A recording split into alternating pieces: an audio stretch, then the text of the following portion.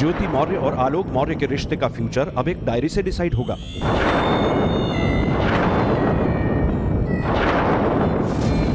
पति और पत्नी के बीच पैचअप होगा या दूरियां इसी तरह बरकरार रहेंगी, इसका हिसाब इन पन्नों का राज खुलते ही होगा। क्योंकि आलोक मौर्य ने पत्नी ज्योति मौर्य पर 2 गंभीर आरोप लगाए हैं। पहला, फर्जी तरीके से सरकारी नौकरी पाने का, दूसरा लाखों रुपए की घूसखोरी का। इस सिलसिले में एसडीएम ज्योति मौर्य ने लखनऊ के होमगार्ड विभाग में अपनी सफाई दी और मुख्य सचिव कार्यालय भी पहुंची।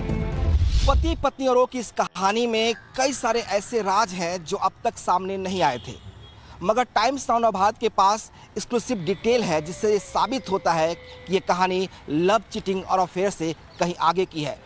अपने पति आलोक मौर्य से बेवफाई का आरोप झेल रही एसडीएम ज्योति मौर्य के खिलाफ शासन ने जांच अपनी पूरी कर ली है। जल्द ही इस पूरे मामले पर फैसला आएगा, लेकिन टाइम्स नाउनाबाद को ये जानकारी मिली है कि शासन में बैठे बहुत सारे अधिकारी ज्योति मौर्य से सहानुभूति रखते हैं। दावे के मुताबिक 100 पन्नों की डायरी के कुछ पेज आलोक मौर्य ने खुद मीडिया के सामने रखे और आरोप लगाया कि ज्योति मौर्य न सिर्फ उन्हें धोखा दे रही थी बल्कि सरकारी पद का भी दुरुपयोग कर रही थी। इस सिलसिले में पूर्व आईपीएस अमिताभ ठाकुर ने बहुत बड़ी बात कही है। पीसीएस अफसर ज्योति मौर्य के पति आलोक मौर्य द्वारा उपलब्ध कराए गए डायरी के एंट्रियों के आधार पे मैंने 21 जून को मुख्यमंत्री उत्तर प्रदेश को शिकायत भेजी थी। अब तक इस मामले में कोई भी जांच नहीं हुई है, जो अत्यंत दुखद है। अतः मैंने मुख्यमंत्री को दोबारा शिकायत करते हुए अविलंब कार्रवाई की मांग की है। ज्योति मौर्य का ये राज कैसे सामने आया, कैसे डायरी में संगीन आरोप लगाए गए, ये आपको सब बताएंगे। मगर सबसे पहले बात उस फर्जीवाड़े के आरोप की जिसमें ज्योति पर सवाल हैं, तो आलोक मौर्य की 12 सालों तक की चुप्पी कटघरे में है। आलोक ने यूपी के बेसिक शिक्षा परिषद के सचिव को चिट्ठी लिखी है जिसमें बताया है ज्योति ने 2011 में विशिष्ट बीटीसी शिक्षक भर्ती के जरिए आवेदन किया। आरोपों के मुताबिक उस वक्त ज्योति बीएड के एग्जाम दे रही थी। चिट्ठी में लगाए गए आलोक मौर्य के आरोपों पर गौर करें तो विशिष्ट बीटीसी भर्ती के आवेदन का आखिरी साल 2011 था। इसलिए जल्द नौकरी पाने के चक्कर में ज्योति ने उस कॉलम को खाली छोड़ दिया जिसमें नंबर बताने होते हैं। बाद में 1 साल के इंतजार के बाद काउंसलिंग का नंबर आया और जैसे ही काउंसलिंग शुरू हुई पूरी भर्ती प्रक्रिया पर रोक लग गई। अगले 3 साल तक विशिष्ट बीटीसी शिक्षक भर्ती का मामला पेंडिंग रहा। कोर्ट का फैसला आया तो फिर से ऑनलाइन आवेदन मांगे गए। इस बार शर्त ये रखी गई कि वही आवेदन करेंगे जिन्होंने 2011 में खुद को इस योग्य बताया था। आलोक का आरोप है कि ज्योति ने यहाँ एक और फर्जीवाड़ा किया और वो था 2011 में तैयार कराई गई बीएड की फर्जी मार्कशीट लगाने का। आरोपों के मुताबिक ज्योति को इलाहाबाद यूनिवर्सिटी से बीएड की जो मार्कशीट मिली उसमें पासिंग रेट 25 जून 2012 है, जबकि ज्योति ने जो मार्कशीट सरकारी टीचर बनने के लिए बनवाई उसमें पासिंग डेट जून 27, 2011 लिखी है।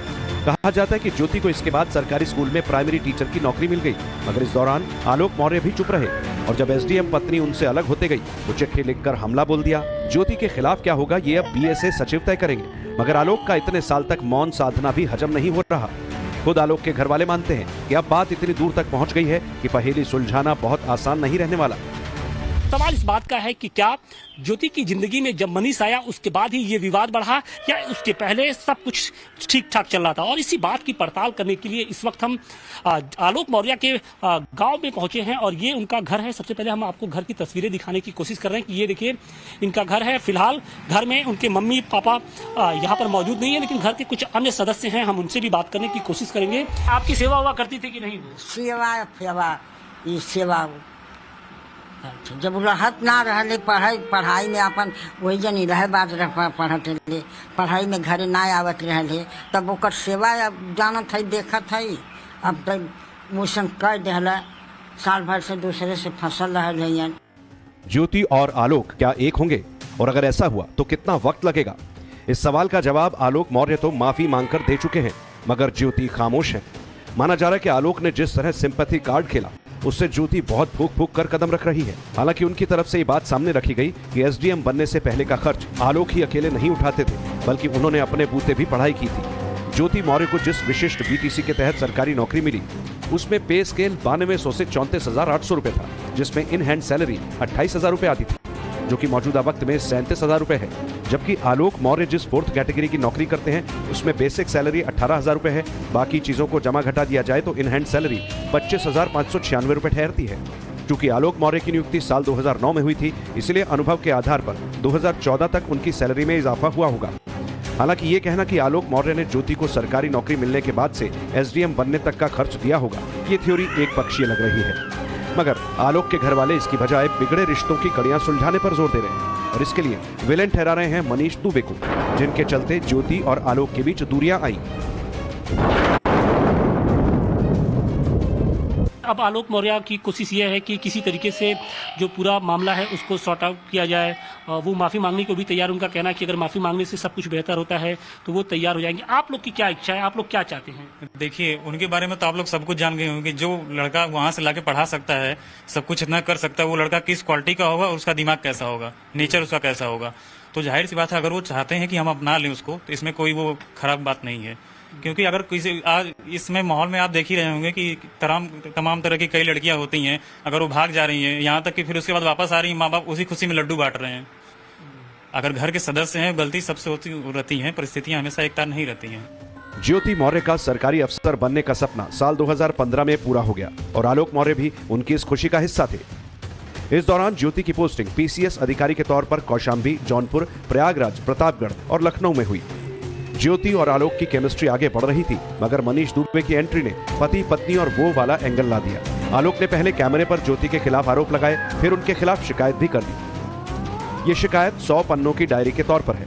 आलोक का दावा है इसमें जो राइटिंग है वो ज्योति मौर्य की है और वो हर महीने 6 लाख रुपए अवैध तरीके से कमाती थी, जिसका हिसाब किताब डायरी में रखती थी। डायरी के जरिए आरोप लगाया गया कि जनवरी 2021 में 8,38,000 रुपया अवैध तरीके से कमाए। फरवरी में यह आंकड़ा करीब 6 लाख रुपए बताया गया। जुलाई 2021 में 5,12,000, तो अक्टूबर 2021 में 6,40,000 रुपए की उगाही का आरोप आलोक ने ज्योति पर लगाया है। ये डायरी आलोक ने होमगार्ड विभाग को भेज दी, जिसमें हर पेज पर स्वास्तिक बना है, शुभ लाभ भी लिखा है। आलोक ने कैमरे पर इस डायरी से जुड़ी कोई बात तो नहीं बताई, मगर उन्होंने ये भी संगीन इल्जाम लगाया है कि डायरी में एल और टी भी लिखा है। एल का मतलब लाख से है और टी का मतलब 1000 से है। आलोक के मुताबिक सप्लाई इंस्पेक्टर से हर महीने 15,000 और मार्केटिंग इंस्पेक्टर से हर महीने 16,000 रुपए ज्योति को मिलते थे। इस लेन देन के आरोपों में कितनी सच्चाई है, इसकी जांच जल्द ही सामने आने वाली है।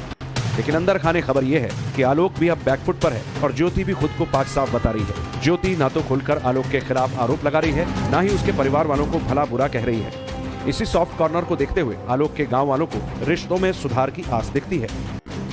आपका नाम जानना चाहेंगे? हमारा नाम विजय प्रकाश है, तो क्षेत्र पंचायत सदस्य बछवर के हैं। बचवा, ये बताइए कि आलोक अब एक तरीके से बैकफुट पे दिख रहे हैं। जिस तरीके से वो आरोप लगा रहे थे, अब उन आरोपों से वो बचते हुए दिख रहे हैं। वो कह रहे हैं कि अगर माफी मांगने से सब कुछ ठीक हो जाता है तो हम इसके लिए तैयार हैं। आप लोग भी क्या उनकी बात से सहमत हैं?